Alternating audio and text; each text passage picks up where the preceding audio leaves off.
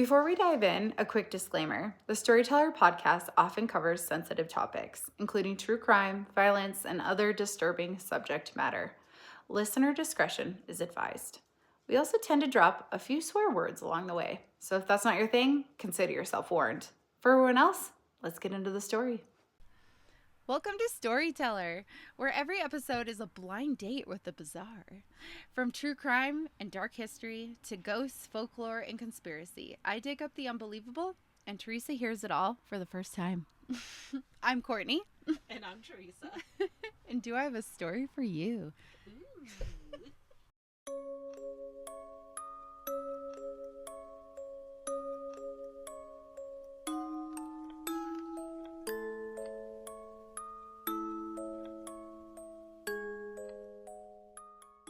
Welcome back to Storyteller. So our previous episodes in our spooky season series have taken us to a couple places in Appalachia. But our next story is actually taking us to Gatlinburg, Tennessee, where we were supposed to go. We were supposed to. Thanks, United. Yeah, United Airlines, count your days. Yeah. Do not sponsor us. We are irate. Yeah. We were supposed to have a couple days on our friendcation in Gatlinburg, and I planned on recording this there on the patio, so you'd be like... But it didn't work out, but we're doing it again because I like this story. So I'll just look around the camper. She actually gets more scared in town in the camper. I don't know. See my neighborhood? Your landlord. Oof. Don't be mad, Mom. So yeah, our next story is taking us to Gatlinburg, a town that famed author Bill Bryson, I don't know if you've heard of him, called Appallingly Ugly. Oh, I've been to Gatlinburg. I think it was appallingly. It was very touristy. Yeah. A town that seems to thrive off of people who say they want to see nature in the mountains, but really just want to play miniature golf and eat bad food near the mountains. They have a ton of nature golf courses. Oh, yeah. Uh-huh. And Go-karts. Yeah. Big thing. Hell yeah. You know what else they have? Or near them. What? Dollywood. Oh, Dollywood. Yay. That's who we want to sponsor us. Yes. Fuck United. Dollywood all the way. We love our queen. That side-by-side my husband just bought is called the General. That's what's on the side of it. And he's like, I'm naming it Dolly General. Oh, I love it. I was like, that works on a couple levels. Yeah. So, and Bill Bryson, every time I had heard about Bill Bryson, I thought he was like from North Carolina. He writes a lot about the Appalachian Trail, a lot about North Carolina. Like if you're in North Carolina, a lot of things are like book by Bill Bryson. So I thought he was a local. No, he's from Britain. Like, No. and him and his friend were like, we're going over there, we're doing the Appalachian Trail, and it was kind of, from what I could tell, it was kind of a shit show. It didn't go as well as they thought and stuff, and I think they kind of had to abandon ship and go into Gatlinburg, and Bill Bryson was like, what the fuck? So that's, but, Absolutely. yeah, and so I think his experience, some of those colored, like, what he was already going through on the Appalachian Trail really colored how he felt about Gatlinburg. But overall, I think people misjudge that trail a lot. Yeah. Because I actually follow on Facebook. There's like Appalachian Trail groups and everything. Because I'm like, oh, someday I'm totally gonna do that. I don't know. Yeah, and I'm like, oh my god, I'm so freaked out just being outside of the house in Virginia. How am I going to sleep outside on the Appalachian? It's a hard no, yeah. You got this, girl. Send me postcards. That was the weakest, like, encouragement. You go, squirrel.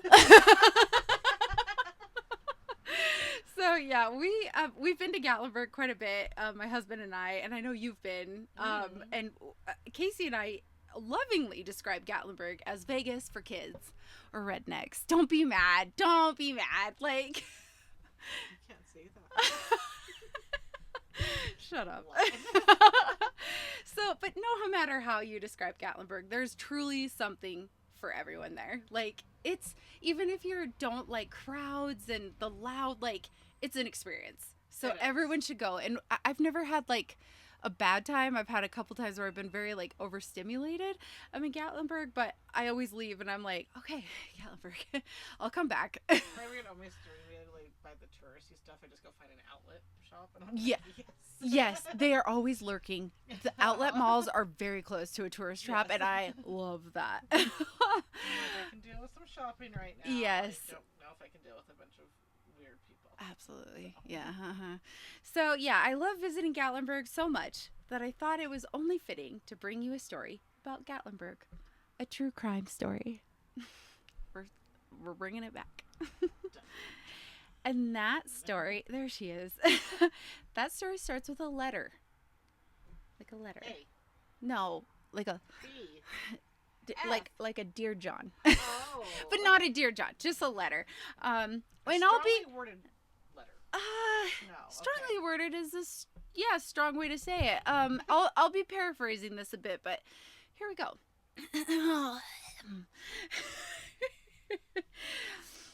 Please forgive me for killing those two people up in Gatlinburg. I just wanted the money, and I was going to leave them handcuffed in the room. But the guard reached for the gun, and Joe saw him. Joe saw him, is what he says. He hit them with the flashlight and then went crazy. He cut them up bad and then ordered me to shoot them. I hope they were already dead. I'm sorry about all of this, but Joe is mean. He would have killed me too if I didn't do as he said. I hope they had no kids. I can't sleep thinking about it. I hope I get away from Joe. He's mean. I feel like at one point in time you had a gun in your hand and Joe apparently had a knife. So this eloquent letter was found in a phone booth outside the Good Old Boy restaurant in Maggie Valley, North Carolina. And Maggie Valley is about 60 miles or so from Gatlinburg, but essentially the best way to get to Maggie Valley is you drive through the Smoky Mountain National Park, and it's essentially on the other side from Gatlinburg, on the North Carolina side. Okay. The phone booth that this letter was left in was just a hop and a skip away from the police department. It was found on September 16th, 1986, so we're in the 80s, and it was addressed to said police. Perplexed police found the confession letter along with a pocket knife in the envelope. And one final tidbit. Here's the girl's knife. I hope it means something to someone. Oh, so they took the victim's knife? Okay, I thought maybe it was Joe's knife that he used to cut them up. The victim's knife, okay. Yep. So it's a letter, it's a knife from a victim, and it's in a phone booth left across the street, essentially, from the Maggie Valley Police Department. Okay. So 3 days before, on September 13th, 1986, September 13th, shout out Kenny, that's your birthday, murder. Great day. That's my dad. Doug Hill started his police dispatcher late shift as though it was any other day. Life was good for Doug. He had married his high school sweetheart 3 years prior, a bubbly, outgoing woman who was friendly to everyone she met and who Doug was deeply in love with. Her dad looks like Rick Springsteen, by the way. Rick, is it not Rick Springfield? Yeah. Jesse's girl, there's a great story. No. It's a great story. So pause. Kenny, my dad, was in high school when Jesse's girl came out, and the week that he came out and he looked just like Rick Springfield was like a great week for Kenny. He was a hot commodity at Great Falls High School. Just FYI. Shout out Kenny. You're welcome for that. Now he's got a like Tom Hanks thing going on. Doug was deeply in love with his wife. They were, they'd been high school sweethearts. They got married. Doug and his wife put down roots in Gatlinburg, and they both worked hard at their jobs, looking forward to the day that they would be able to have enough money to start a family and raise children in the community that they loved, which is really sweet. Doug's wife also worked the late shift at her job, and they would frequently call each other to chat through the slower parts of their shift. So they're both on like an evening, not so much overnight shift, but 3 to 11 kind of thing. Yeah. Later night. Yeah. Mm-hmm. Doug chatted with his wife around 10:30 that night as she wrapped up going through the receipts from the day's business. his job as a police dispatcher pulled him away from the conversation, and they hung up. Gatlinburg, a sleepy little town in the foothills of the Smoky Mountains, had seen exponential growth in tourism over the past few decades. And around this time, I think 1 year before or this year, Dollywood had just opened. Okay. So that was my question. Uh-huh. Is Dollywood open yet? Gatlinburg, Pigeon Forge, popping off. So Gatlinburg, nearby Pigeon Forge, and Sevierville, which is not how you say that, but I know that's how you guys say that, have battled it out to capture the most tourists ever since. They have been off the charts. So before it became a burgeoning mountain tourist town, Gatlinburg was a really quiet hamlet with very little crime. And I have to tell you, the first time we went to Nashville, I was like, let's go to Gatlinburg. It sounds so quaint. I had no idea. I knew Dollywood is in the area, but I thought Gatlinburg was no. Huge miscalculation. I remember driving into Gatlinburg and being like... They have a Ripley's Believe It or Not. They do, yeah. And that's why, again, I referred to our intro where I was like, oh, this is Vegas for kids. It was just this quiet little place. But with the arrival of hordes of tourists, so too has the arrival of more crime, making Doug Hill's job as a police dispatcher increasingly busy.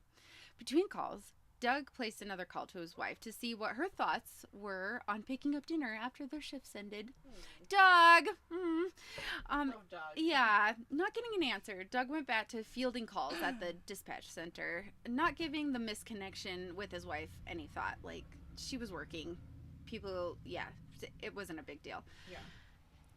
So he didn't give it any thought. That was until a 911 call came in from the Rocky Top Village Inn, a busy hotel that had been doing business in Gatlinburg for 36 years, which is, they must have put down roots there long before it got crazy. So, that's probably when it was the quaint town that you wanted. Exactly, yes, and it had been doing, 36 years, and it was opened by a husband and wife songwriting power duo, of all things, Felice and Bouleridu Brant. It's a very French name. There's a Ledoux at the end there. And they wrote some of the most popular songs in the history of rock and roll and country music. They produced hits for Buddy Holly, Jim Reeves, Roy Orbison, Charlie Pride, and more. So they were like, we peaked. We're going to Gatlinburg. We're opening this. But that's... We're done. We're having our B&B now. Yeah, that's kind of crazy. Although I want a B&B, so I guess I shouldn't be judgy. But its quirky beginnings were far from anyone's mind when the 911 call came in that night, reporting that a body had been found at the hotel. The very same hotel where Doug's wife, Melissa, worked the late shift. 1 month before Doug Hill had heard the chilling call that a body had been found at his wife's workplace in Gatlinburg, Tennessee, 2 men in Fort Lauderdale, Florida, were being released from prison. Coincidence? Eddie Leroy Harris, a.k.a. Tattoo Eddie, and Joseph DeModica breathed in the fresh, thick, humidity-ridden air of freedom outside their Floridian prison and decided the first order of business was to contact and meet up with their bestie, Ashley Silvers. Our first fun fact about this ragtag gang is Ashley Silvers was a transgender woman, formerly known as Rufus Doby. Prior to hanging out with the Tattoo Eddie and Joseph DeModica, had survived being a nomadic sex worker. So they were just doing their thing, making their way downtown. And another fun fact, Tattoo Eddie got his very creative name from the 134 tattoos he had acquired throughout his life. I was going to say, because the tattoos. But enough about this ragtag gang's lore. Once the band was back together again, they headed up to Daytona, Florida, and then to Georgia, where they picked up Tattoo Eddie's girlfriend, Kimberly Pelly. The foursome then drove on to Knoxville, where they sought work as performers and strippers at the Pepper Tree in Knoxville. Okay. classy all around. Because why not, you know? I mean, when you have people named Tattoo Eddie and Ashley Silvers, of course your first stop on the job search is going to be a strip club. I would imagine so. Right? Yes. Yeah. So on the Monday of that week, the foursome, Harris, Pelly, Demotica, and Silvers, went to the Knoxville residence of Tracy Clark, not the country music singer, just a friend of Joe's. We're on Tennessee. I just wanted to. Tattoo Eddie and Joe indicated to. Oh wait, sorry. With Clark's permission, they slept in a car in her driveway. So they stayed the night in Tracy Clark's driveway. The group also spent Friday night of that week in Knoxville at the apartment of Tim Farmer, another one of Joe's friends. Yeah, Tattoo Eddie and Joe indicated to Tim Farmer that they intended to return to Gatlinburg on Saturday of that week and would not be performing that night at the Pepper Tree. We need a break from showbiz. So on the afternoon of Saturday, September 13th, Kenny, Tattoo Eddie, Kimberly, Joe, and Ashley Silvers left Farmer's apartment. Later that day in Dandridge, they tried to sell a leather coat, a mink coat, and a radio that they had stolen from Tim Farmer to Johnny Schultz, another one of Joe's acquaintances. So they stole from one friend of Joe's and tried to sell the shit to another. Makes sense. Right, yeah, yeah. Why? Don't work harder, work smarter. Yes. Johnny refused to purchase the merchandise, believing, rightly so, that it was stolen. They did sell the radio at a service station and the leather coat at a bar. Later testimony of Joe Demotica, Tracy Clark, and Tim Farmer, and Jeff Toole, Farmer's neighbor, showed that while in Knoxville, Tattoo Eddie carried 2 knives. A lock blade knife with a leather sheath on his belt and a larger hunting knife with a serrated edge. So, he's packing heat. Said that. Farmer would later testify that Tattoo Eddie and Joe indicated to him that they also had a gun with them. So, just some things to think about. Tim Farmer had also seen a pair of handcuffs hanging in the rear view mirror of the Toyota. Classy. Fuzzy handcuffs. It doesn't say we that. all went through that stage of our life. Mm-hmm. I know we did. It doesn't say fuzzy, but whenever I picture it, I'm like, they were fuzzy. So it's September 13th. The foursome drove through Pigeon Forge in Gatlinburg and onto the Laurel Falls area of the Great Smoky Mountains National Park. And that's supposed to be a beautiful hike, which seems very out of place for this gang. They're like, we stole some shit, we sold some shit, now we're gonna go for a hike. And after they walked to the falls, they returned to Gatlinburg, where Tattoo Eddie suggested that they rent 2 motel rooms for the night. Joe Demotica later admitted that he just felt that something was going to happen. At the Rocky Top Village Inn on Saturday night, Robert Bennett worked at one of the 2 offices in the grounds of the large hotel. So this hotel essentially was so spread out that it had one office on one end and another office essentially on another street, almost like an L-shaped kind of deal. Okay. So the 2 offices couldn't see each other, and they were a decent amount away. That's how big this hotel was. At the other office, on the other end of the hotel, Missy Hill, was working her 3 to 11 p.m. late shift. Missy, born February 2nd, 1965, to Kenneth Wesley Settles and Stella Verlos Cole. Stella. I know. Can you start calling you Stella? Sure. Yeah, whatever you want. It's going to take a minute for me to start answering. So she barely answers now. So Missy was extremely friendly and outgoing, and she loved her job, especially when she got to tell guests about all the great activities to do in Gatlinburg and the beautiful hikes and best places to eat all around the area. So she sounds like my kind of gal. Yeah, tell me where to eat. That. Yeah. Tell me the cheap local places. Yes. Touristy bullshit. Missy, she really loved her job, and she loved talking to people and just really like explaining, because her and Doug, I think, were from the surrounding area, but they had moved to Gatlinburg and were trying to like build their lives there. So I think she really enjoyed being like Gatlinburg to everyone. And so she just sounds so sweet. Robert Bennett called from the other office up the road to check on Missy around 8 p.m. They talked briefly about her tasks for the evening, and again shortly after 10 p.m. He called, but he received no answer at that time from Missy. Missy's husband, however, Doug Hill, had called from his job as a police dispatcher around 10:30, and he did speak to Missy then. So I don't know what she was doing at 10 when Robert tried to check on her. But but Missy did talk to Doug at 10:30. That's not it. She's an angel. Yeah, so, and Doug said that when he talked to her at 10:30 p.m., like, nothing seemed amiss. She didn't seem distressed. She wasn't acting weird. I think maybe she had been helping somebody earlier when Robert tried to call, and back in 86, there wasn't, like, caller ID to be like, oh, I missed your call. I'll call you back. Yeah, so when Bennett received no answer between 10:30 and 10:45, so he tried to call again after Doug had talked to his wife. He asked Troy Valentine, the security guard who had just arrived to start his shift. So, and Bennett was like, Missy's being weird. Can you please go? No, he didn't say that, but he was like, I can't, like, get a hold of her.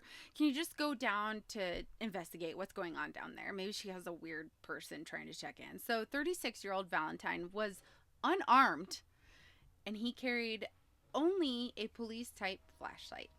And he headed down to the other Maglite. Yes. My grandpa used to have one of those. Those are fucking heavy. Oh my god, yeah. It is That a weapon in itself. Yes, absolutely. That will come up again, It's unfortunately. bright and Yeah. So even though the Rocky Top Village Inn was a large complex, the two offices were less than 5 minutes apart, and Robert at the larger office should have heard back from Valentine or Missy confirming Missy's safety within 10 minutes at the most of his departure. But when Robert Bennett, get to the next office. Yeah. Instead of quick phone call Robert, yeah. When he arrived, or when Robert Bennett still had not heard from either Missy or Troy by 11:30, so almost an hour later, he left the main office and went to check on what the hell was going on down at the main office. When he arrived, Robert later commented how dead silent the area was around the office, something that was very uncommon with how busy Gatlinburg was all the time, like not just during the day. There's stuff going on all the time. So he said when he arrived, it was just spooky, eerily. So is this like one of those like motel situations where like all the doors are on the outside Yes. instead of like having like a big lobby that people just walk through? Yeah. Okay. So I think So you'd not go a lot in, of people- check in. So really the only time you went to the office is if you were checking in, Yes. if you actually needed something. Yeah. You were just like constantly like in and out. Yeah. Okay. Definitely a motel situation, yeah. He found the lights in the office on, and so were the lights in the 2-bedroom suite office. Its door opened, a eerie silence drifting out of the room. So not bound. It was not a bow chicka wow wow situation. Robert crept towards the large window of that suite, tension racking his body. Peering through the window, Robert's eyes fell on the body of the security guard who he had sent to his death a mere 30 minutes prior. Troy Valentine. I can't think of it like that though. I think of it like that. Dang. I have anxiety, so my brain is like, oh, I'd carry that forever. Oh, damn. So Troy Valentine, a pool of blood forming around his body, was on the floor of that hotel room. So Robert Bennett frantically called 911 to report the body of Troy Valentine, and Doug Hill, hearing it come into the 911 dispatch, started to think a bit more about how his last call to his wife had gone unanswered. He was thinking about how that call had gone unanswered, and the 911 call did say that a body was found, but that it was a male's body. But that didn't stop Doug from placing repeated calls to his wife's work line. Like, I'd be doing the same thing until I know otherwise. Like, Doug's anxiety was ramping up as his calls continued to go unanswered, but his marathon calling came to an abrupt end when his manager approached him to say that Doug needed to get to the inn immediately. Oh, no. Doug peppered his manager with questions about what was going on, but all his manager would say was, "It's very bad." Oh. When Gatlinburg police arrived, they found the bodies of Troy Valentine and Missy Hill in the motel suite. Valentine was laying on his back on the kitchen floor, and Hill was laying on her back in a prone position, leaning against the bed and the wall. It was determined that $499 had been taken in a robbery of the motel, and Hill's purse was missing. 2 people worth less than $500. Exactly. It's awful. That's humanity for you. People are the worst. Dr. Cleland Blake, a forensic pathologist, went to the scene of the murders during the early morning hours of September 14th. So, just the next morning.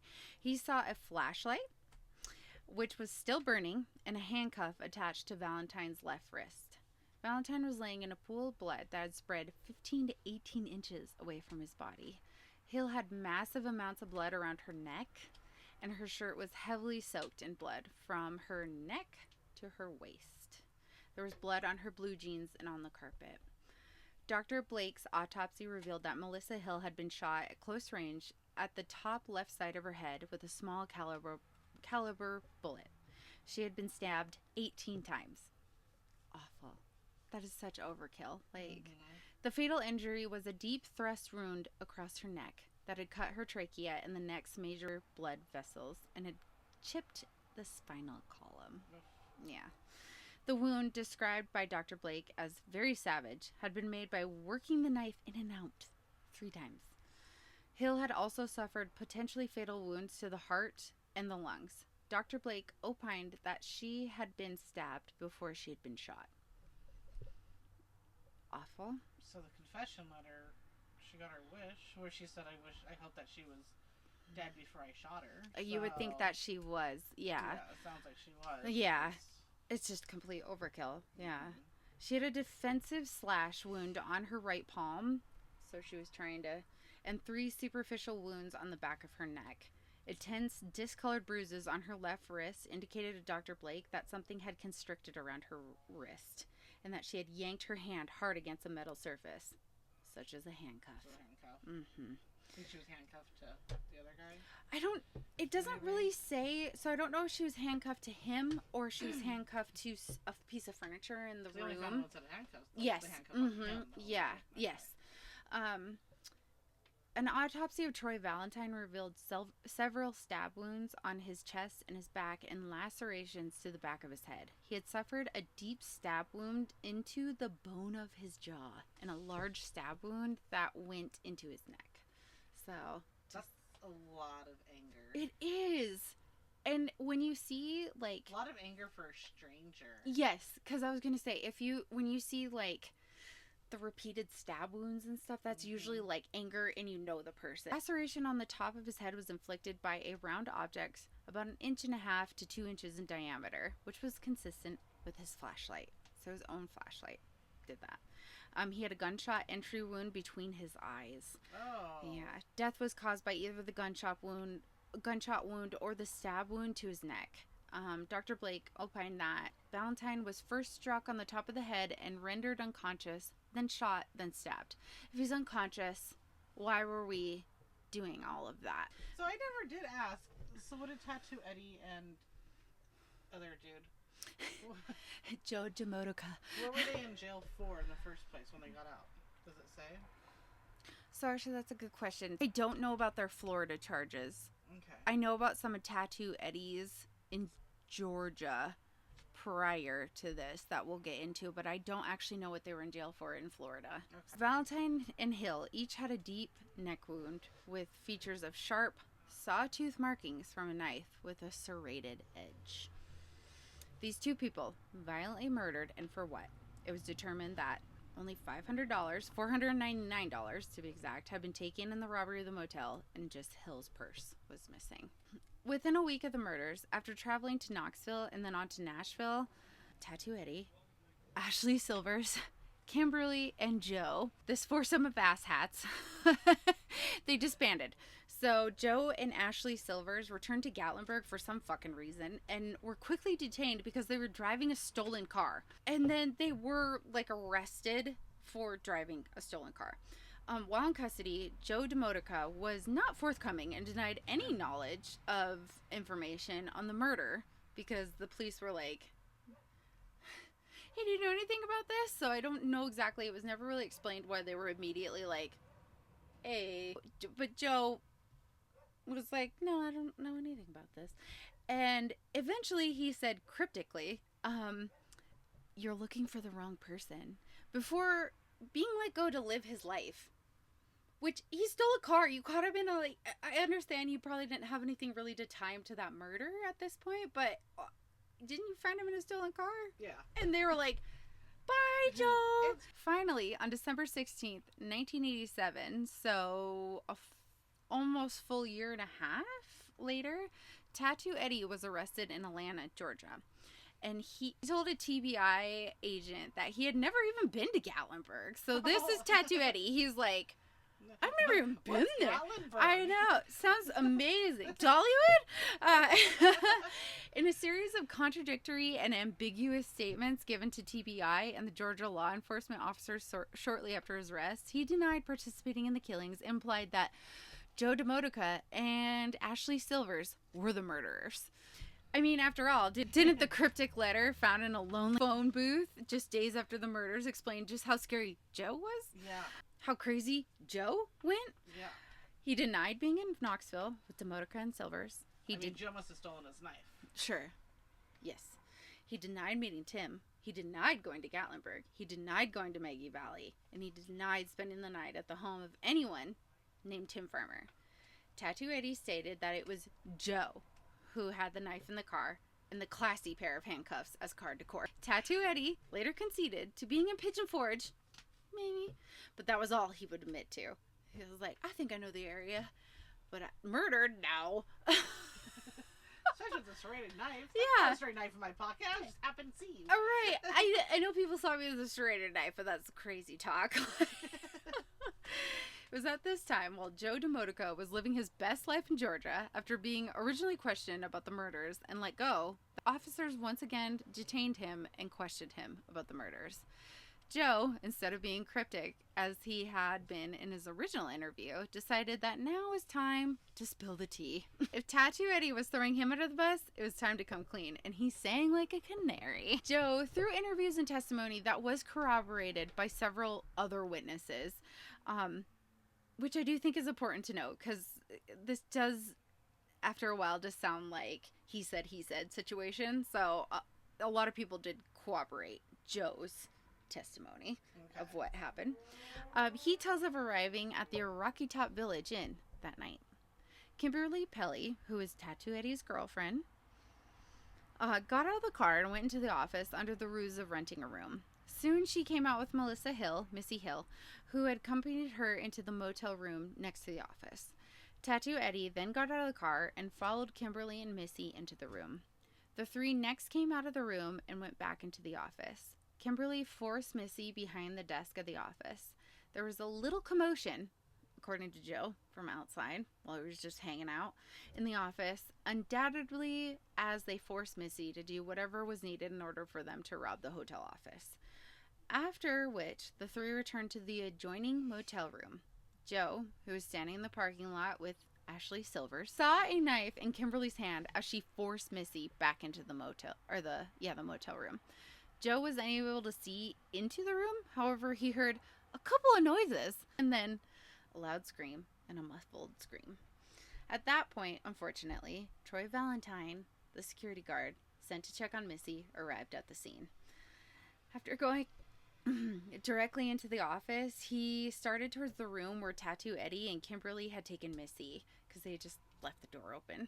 And when Tattoo Eddie saw him approaching, he came out of the room, meeting Valentine at the entrance of the room.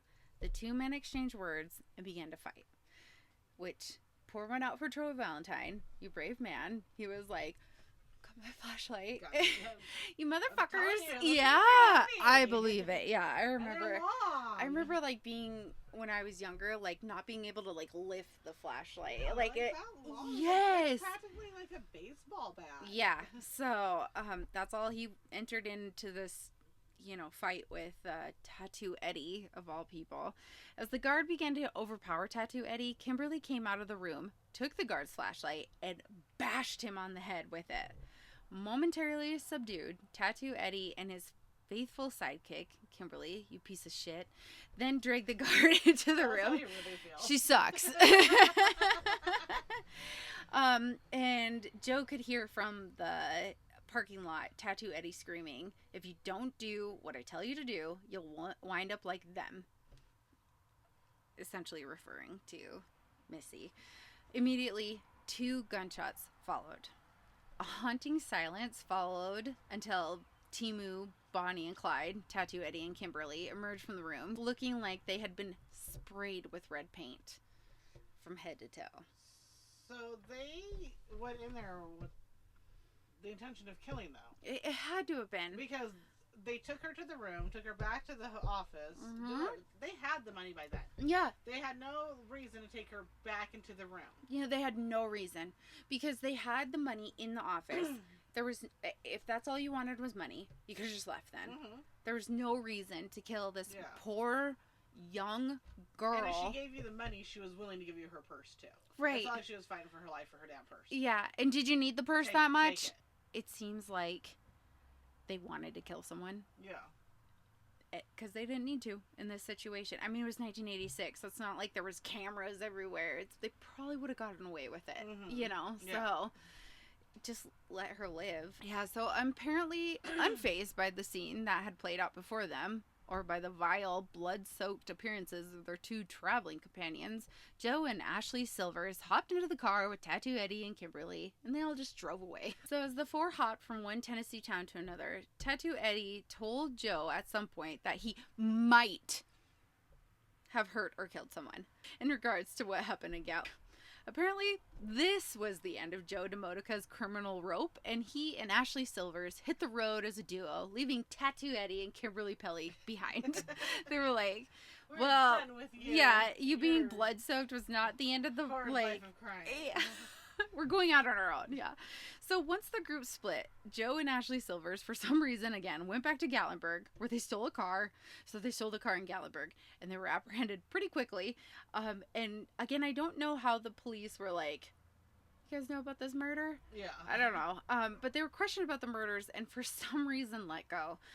I have no idea why they weren't charged for auto theft. I cannot get that out of my head. Like, what the fuck is going on down there? Tattoo Eddie and Kimberly seem to have headed back to the area as well, as sometime along their travels, they left that note in the phone booth in Maggie Valley.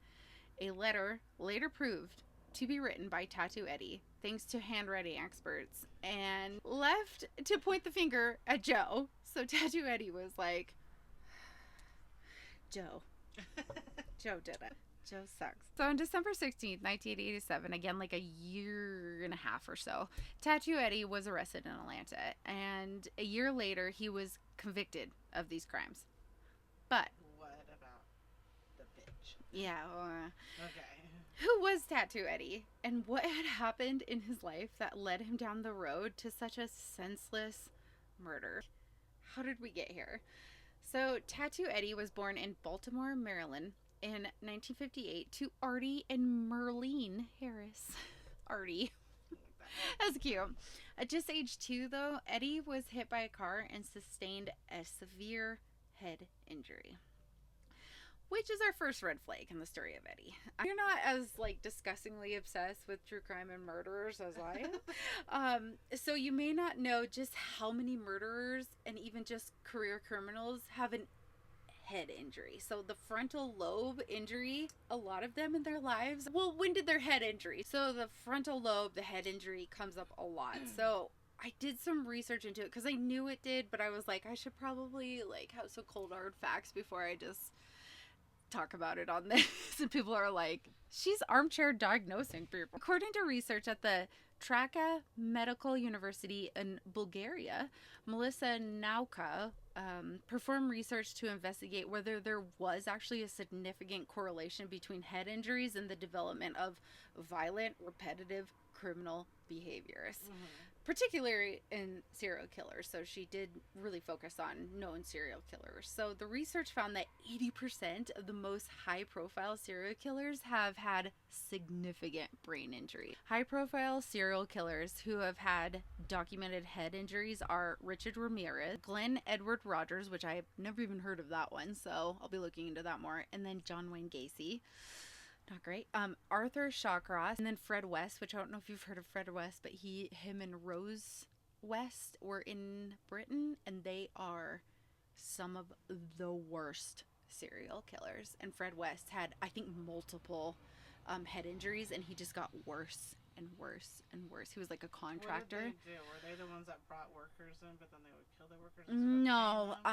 So they essentially were just taking girls off the street. They'd be waiting at bus stops and stuff, or they'd be like, oh, are you having a hard time at your house with your parents, you teenage girl? You can come live with us. And then they would just fucking kill them. They were awful people. So on Morbid, they did a 4-part episode on just Fred and Rose West, and it was like hard to get through because it's so awful, the shit they did. Yeah. So the findings suggest that head injuries, especially those affecting specific brain regions, can also lead to problems, or can lead to problems with impulse control, emotional regulation, and decision making.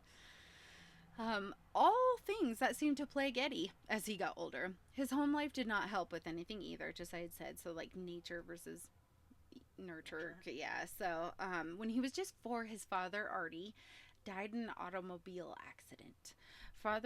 Following his father's death, Eddie's mother, Merlene Harris, shacked up with a man, Bob Turner, a grade A douchebag who physically abused both Eddie, his brother, and Merlene. And he had to watch. If it wasn't happening to him, he was watching it to his family members.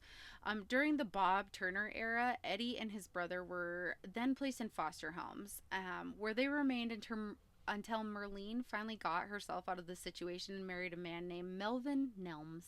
The family then moved to North Carolina. After the move, around age 11 is all, Eddie began running away from home and was placed in various foster homes and institutions, which are always good, including the Western Carolina Center. The initial admission interview with the Western Carolina Center, dated March 17th, 1969, when Eddie was just 11, consisted of an interview with Eddie's mother, Merlene, who was attempting to place her son in the center. So she was like, can't handle this kid. The initial report of this interview notes that Eddie was fully verbal, 11-year-old boy with a serious behavior problem, just at 11.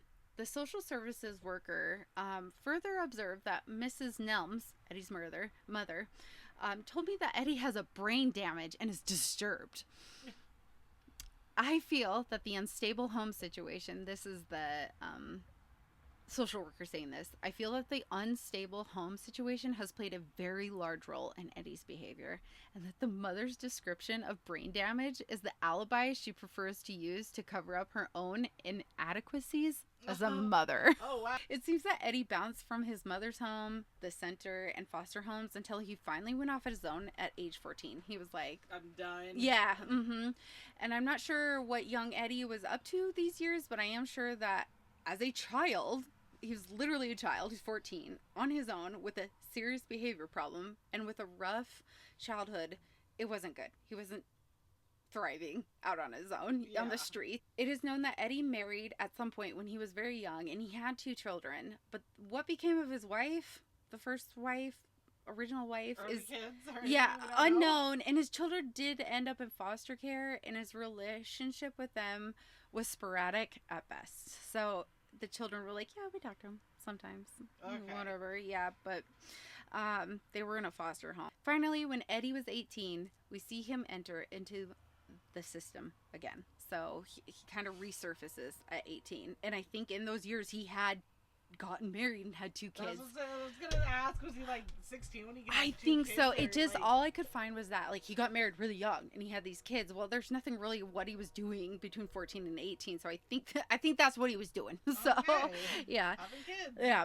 So he shows up again at 18 in the system when he was convicted of rape in Atlanta, Georgia.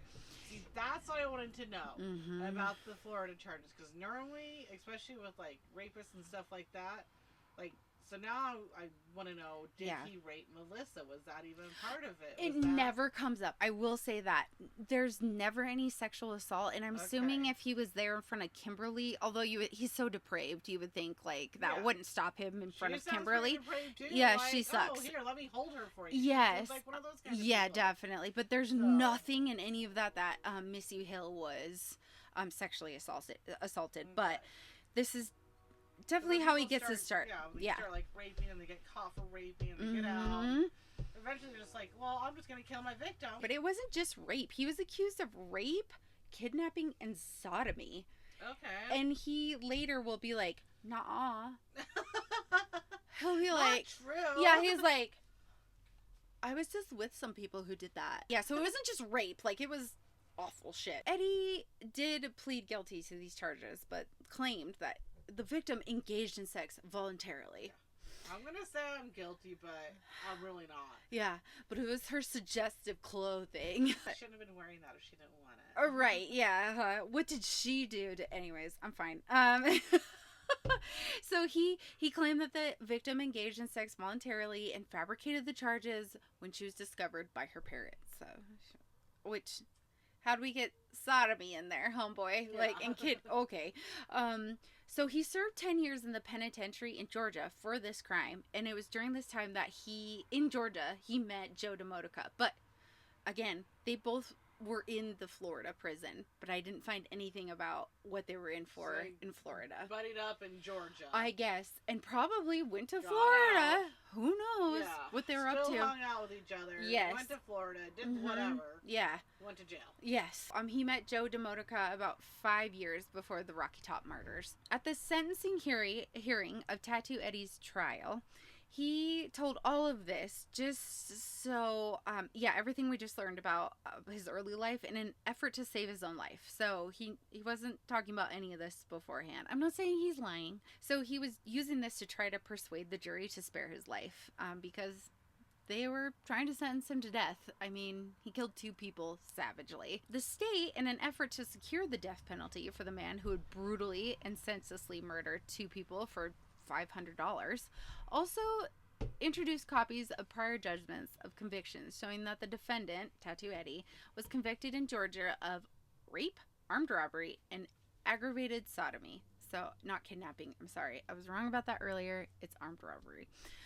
In rebuttal to the defense's assertion that Eddie's terrible upbringing should grant him mercy, the state shut down the notion with one sentence.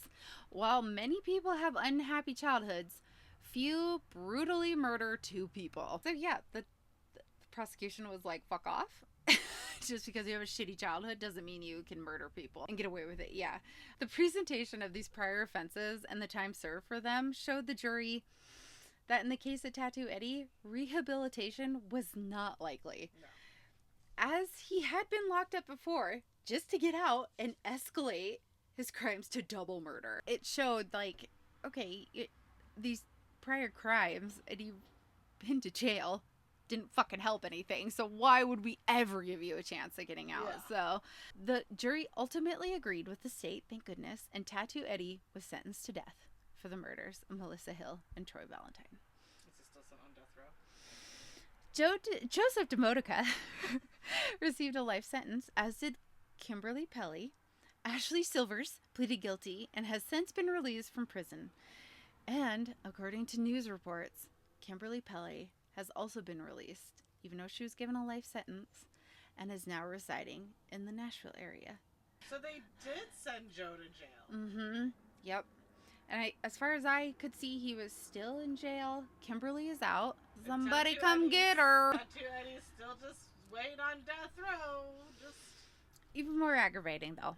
In 2002, Tattoo Eddie was declared by the court as mentally unstable, which is really frustrating because when you look through all of like the court documents and stuff at the original sentencing, I mean, that's why all the stuff came out about him going to like the mental facility and everything. Like, they had proved he was mentally stable back in the 80s during the original sentencing, but in 2002 the court declared him as mentally unstable and therefore he could not be executed.